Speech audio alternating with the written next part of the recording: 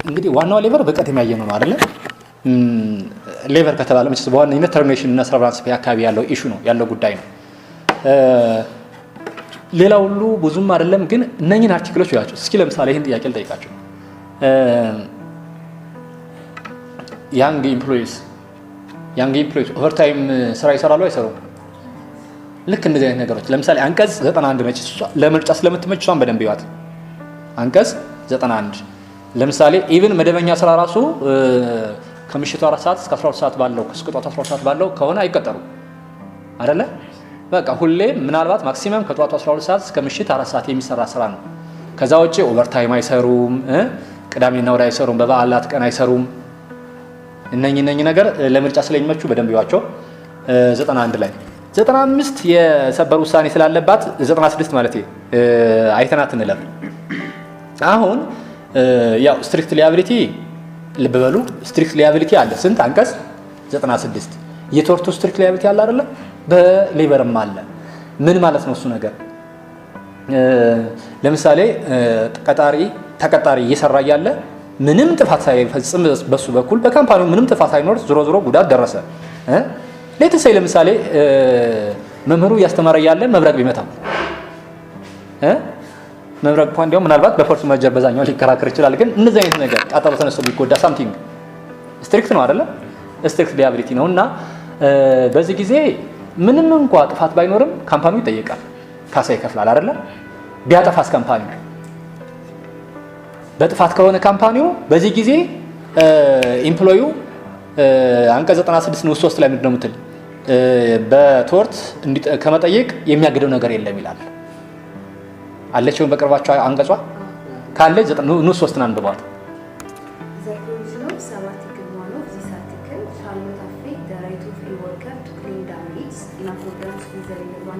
እሱ ቶርት ለማለት ነው። አሁን እዚህ ጋር የፈለኩት ስትሪክት ሊያቢሊቲ እንዳለ አሁን ተማምነናል አይደለም? ፎልት ሲኖር ደግሞ በቶርት ከመጠየቅ የሚከለክለው ነገር የለም ይላል። ምን ማለት ነው ትችው ወገኖቼ? ያ ማለት በሌበርም በቶርትም ሁለቴ ይጠይቃል ማለት ነው። እንደዛ ነው የሚመስለው ድንጋጌው አይደለ? ነው እኮ ለምሳሌ በሌበር 100 ሺህ ብር ካሳ ቢያገኝ በቶርት ደግሞ ይጠይቃል። ሞራል ዳሜጅ ምን ብሎ 100 ምናምን ቢያገኝ አጠቃላይ 200 አገኘ ማለት ነው አይደለ? ይችላል አይደለ? አይችልም። እሺ መርጦ ነው ሰበር እንደዛ ብሎታል። አንዱን መምረጥ ያዋጣኛል የሚለውን መምረጥ አለበት ብሏል ሰበር። ግልጽ ነው። ያዋጣኛል የሚለውን ሊመርጥ ይገባል። በዚህ ጊዜ ማን ነው የሚያማክረው? ሎየሩ ነው የሚወስንለት። ሎየሩ ለምሳሌ በኢምፕሎይመንት ጉዳት ይሄድ ወይስ በቶርት የሚለው ነገር ማን ነው የሚወስንለት?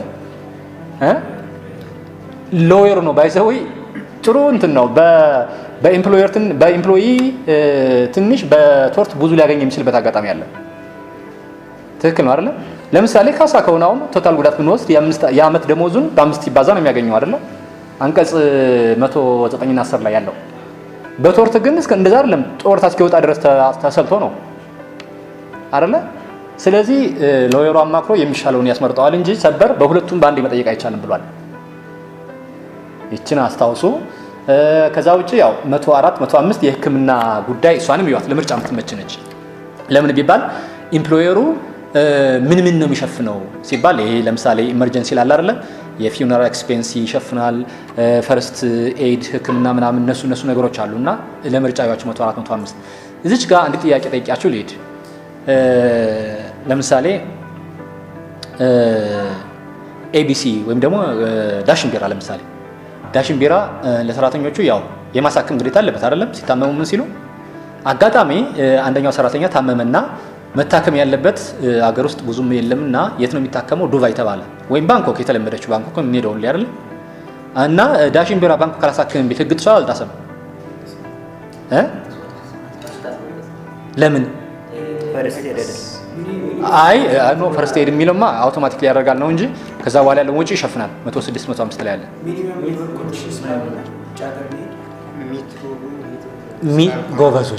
ጎበዞች ሚት ኦር ኤክሲድ አይደል ያለው። አሁን ባንኮክ ኤክሲድ ከተባለ ማን መጨረሻ ማን ይሆናል? ወደ ማርስ ሊሄድ ነው ማለት ነው አይደል? ስለዚህ ሚኒመሙ ያው የመንግስት ፍቃድ ያለው የሀገር ውስጥ ህክምና ጣቢያ ነው የሚሆነው። የመንግስት ፍቃድ ያለው አይደለም። ባህላዊ ሐኪም ቤት ነው ቢሆን ሲሆናል አይሆንም። የመንግስት ፍቃድ ያለው መሆን አለበት።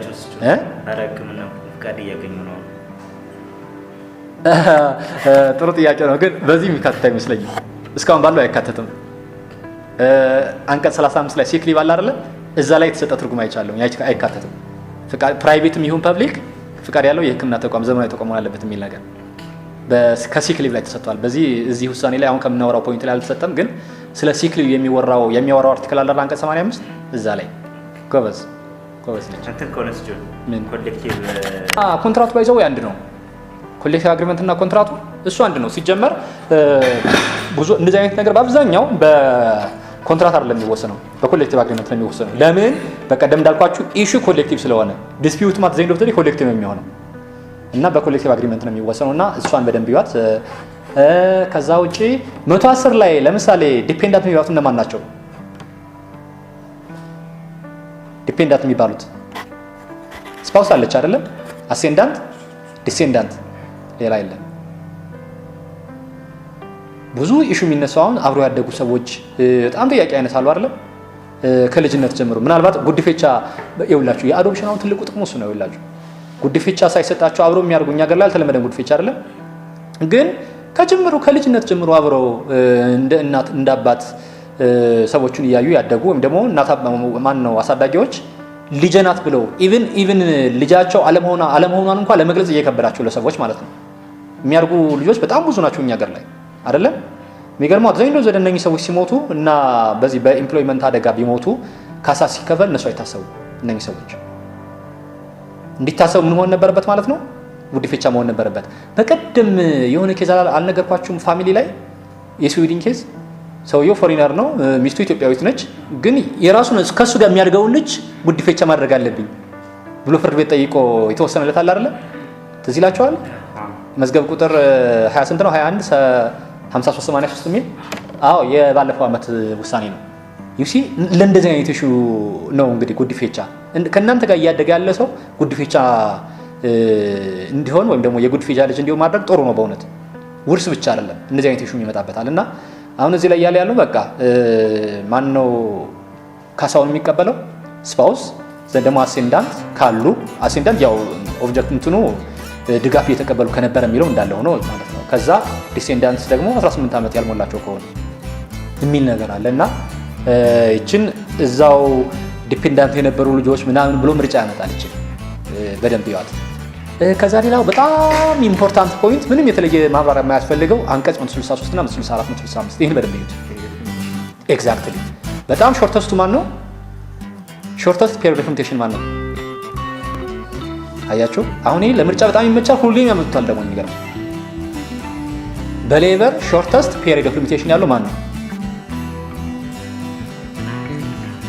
163 ነው ያለው። እሺ ላስመርጣችሁ። ኦቨርታይም ፔይ ዌጅ ይከፈል ብሎ መጠየቅ ማለት ነው። ሬኢንስቴትመንት፣ ሰርቲፊኬት ኦፍ ኤክስፔሪየንስ፣ ሁሉም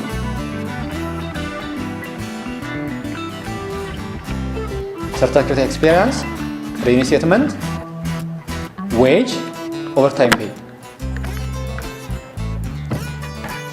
ይውሽ በደንብ የለም በሺ በግምት መልሱና ዋልና 3 ወር ነች። እንደዚህ አይነት ነገር እንዳያመልጣችሁ በቃ እሷን እዩ። ከዛ ውጭ አለው በላይ ሆኖ ኢንካም የለውም አለው የምትለው ወላጅ ነው።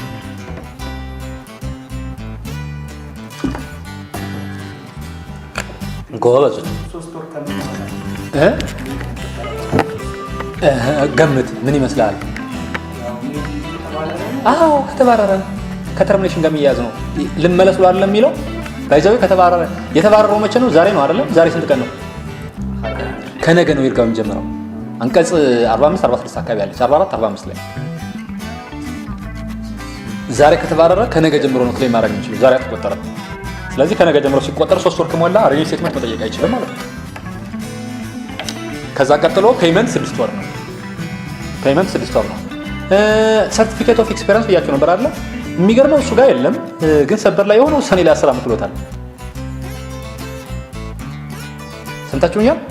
ስንታለው ሰበር የሆነ ቦታ ላይ ቅጽ ስንልን አሁን እንዳልኳችሁ ቅጾቹ ረስቻችኋለሁ፣ ቆይቻለሁ እንደዚህ ካነበብኩ ምናምን ነው።